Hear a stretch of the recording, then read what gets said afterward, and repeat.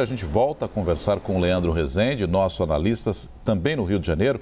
O Leandro, agora o ponto claro, essa concentração que a gente tem aí na Cinelândia e ficar de olho também nos discursos, naquilo que as autoridades, ou pelo menos os líderes desse movimento, irão fazer, já que são das mais variadas bandeiras, né, o Leandro? Aí dá para esperar o quê? Um discurso mais conjunto desses líderes, ainda que sejam de diferentes partidos? Qual é a tua expectativa para esses discursos? Que imagino que seja a chamada cereja do bolo para um evento como esse, né?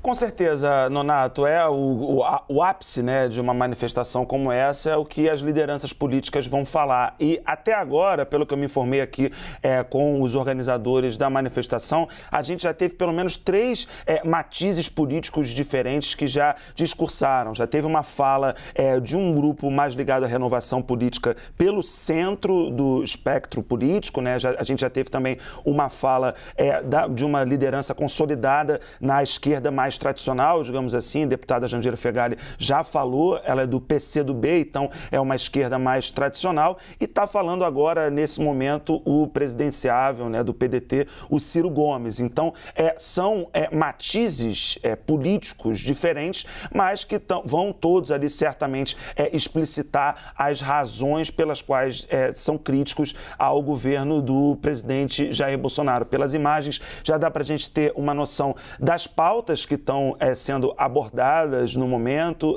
da crise brasileira de uma forma geral, e as imagens também mostram, Nonato, a gente está vendo aí essa imagem um pouco mais aberta, né, que além da Cinelândia, que já está bastante cheia ali em frente à Câmara de Vereadores, ao lado do Teatro Municipal, um grupo de manifestantes também já vem ali da direção do Passeio Público, que é perto também da Cinelândia, e também tem um grande contingente de pessoas que está na Avenida Rio Branco, por onde os manifestantes que saíram da Avenida Presidente Vargas seguiram, foram ali pela Avenida Rio Branco, né, Presidente Vargas, Rio Branco, até chegar à Cinelândia. Então, pelo que eu conversei também com os organizadores, essas falas começaram ali na nossa entrada anterior, né, então por volta ali de 12h10, 12h15, porque tem um grupo de lideranças políticas que está falando agora, que vai sair daqui do Rio de Janeiro para participar do ato contra o presidente Jair Bolsonaro ainda nessa tarde em São Paulo. Então, é um grupo que está falando agora,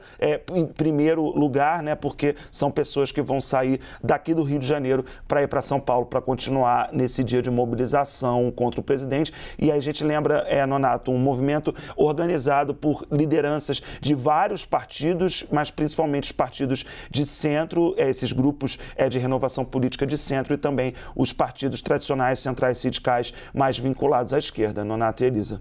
Leandro Rezende, de que maneira as manifestações de hoje servem como um termômetro quando a gente observa a eleição do ano que vem? Até que ponto esse movimento pelas ruas, agora a gente está falando especialmente do Rio de Janeiro, podem servir como um termômetro eleitoral?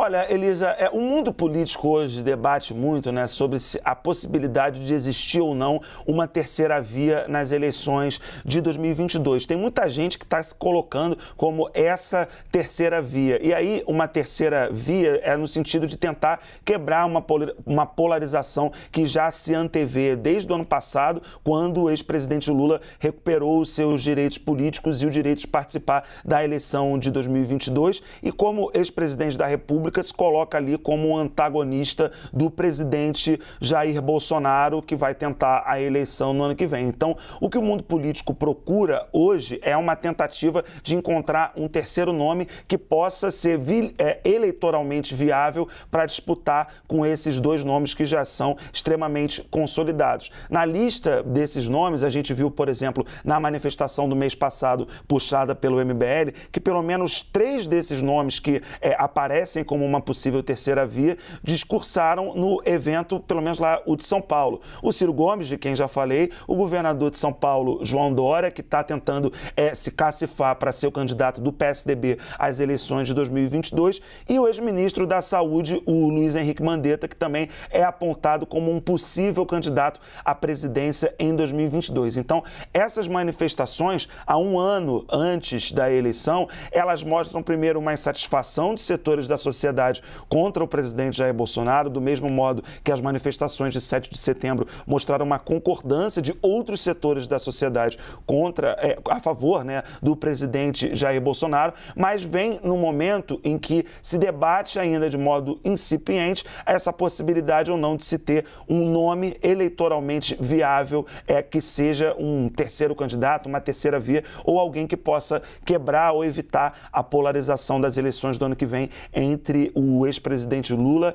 e o presidente Jair Bolsonaro. O que as pesquisas de intenção de voto feitas há um ano antes da eleição, então a gente tem que ter muito cuidado para analisar elas, porque muita água ainda, obviamente, vai rolar embaixo dessa ponte, mas o que se mostra, os números mostram que, pelo menos por enquanto, esse nome da terceira via são vários nomes que estão colocados na mesa, mas são nomes que ainda não têm votos suficientes para, pelo menos no momento, incomodar tanto o ex-presidente Lula como o presidente Jair Bolsonaro num eventual segundo turno das eleições do ano que vem, Elisa. Então, essas manifestações, a julgar pela repercussão que elas terão no mundo político, aí sim que a gente, e nessa intenção do mundo político de procurar ou não uma terceira via, aí sim que a gente pode avaliar o impacto que esse sábado de manifestações pelo Brasil vai ter sobre as eleições do ano que vem. Pois é, só pegando carona no que disse a Elisa, o Leandro, é isso que explica que alguns líderes, algumas figuras estiveram presentes tanto no último protesto contra o presidente quanto nesse, porque a gente falou anteriormente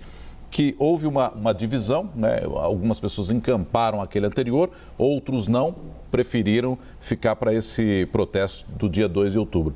Mas um ou outro líder a gente observou nos dois. O próprio Ciro Gomes foi um dos que apareceram aqui em São Paulo também e hoje aparece no Rio de Janeiro, deve voltar a São Paulo quando tiver protesto em São Paulo também. É isso que explica essa vontade de ser a terceira via? Pois é, Nonato, e aí vai muito da relação que esses líderes que estão fazendo essa movimentação de tanto de ir no protesto do MBL como ir no protesto de hoje, vai muito da relação que esses líderes têm com o PT, porque essencialmente o protesto convocado pelo Movimento Brasil Livre tinha um mote muito claro inicialmente, que era nem Lula nem Bolsonaro. Então ficava evidente a impossibilidade inicial de setores do PT de participarem dessas manifestações. Depois, o MBL tentou fazer ali uma mudança, né, na marca dos protestos e tirou esse mote de nem Lula nem Bolsonaro, mas quando a gente olhou para as ruas, a gente viu que era um mote muito claro ali. Tinha bonecos, faixas, tanto quanto o ex-presidente Lula, quanto ao presidente Jair Bolsonaro. Então, isso é muito claro. A relação dessas lideranças que conseguem transitar entre esses dois universos, né, do PT e do presidente Jair Bolsonaro, é o que está ditando mais ou menos quem consegue participar da manifestação do MBL e consegue participar também da manifestação de hoje. Porque é muito difícil, a julgar pelo menos pelas bandeiras que estão aqui no Rio de Janeiro, imaginar uma liderança como o governador de São Paulo, João Dória, que fez uma campanha ali em 2016 para a Prefeitura de São Paulo contra o PT, em 2018 também contra o PT. É muito difícil de imaginar que ele, que participou das manifestações do MBL, participe desses atos de hoje, né? Claro que em política tudo pode acontecer, mas que é muito difícil de imaginar a presença do governador num movimento desse, como o de hoje, é realmente complicado da gente conceber. Só que aí, Nonato, Elisa, só para amarrar, o que define mesmo quem foi na manifestação do MBL e quem vai hoje é realmente essa relação que as lideranças têm com o Partido dos Trabalhadores.